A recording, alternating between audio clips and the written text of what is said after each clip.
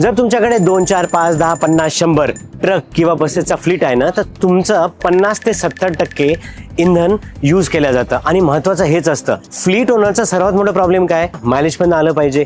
तुमच्याकडे जर 20 ट्रक आहेत आणि दिवसाला तुम्ही एका ट्रक मागे 2 लिटर वाजवतायत, तर संपूर्ण ट्रकचं जे आहे ना ते 40 लिटरचं डिझेल वाचेल. महिन्याचं कॅल्क्युलेशन केलं तर 1200 होतील. बरं, आता वर्षाचं करा, 12 लाखापेक्षा जास्त पैसे वाचणार आहेत. 12 लाखसाठी तुम्हाला टाटाचा मायलेज सारथी फ्लीट यूज करायचा आहे. यात तुम्हाला गाडी कुठली आहे, कुठलं मॉडेल यूज करतं आणि बाकीचे सगळे पॅरामीटर द्यायचे आहे, ज्यानंतर तुम्हाला कळेल की नेमके पैसे कसे वाचणार आहेत. बरं, मायलेज सारथीच्या पॅरामीटर बद्दल समजून घेऊ की आपण कसं आता शोधणार आहे. पहिले तर तुमची गाडी कुठल्या गेअरवर चालती, पहिल्या गेअरवर, दुसऱ्या गेअरवर, कुठले तुम्ही मोड यूज केलेला आहे, लाईट मोड, हेवी मोड. बरं, तुमचे gear shift advisor driver use करतोय की नाही यूज करत.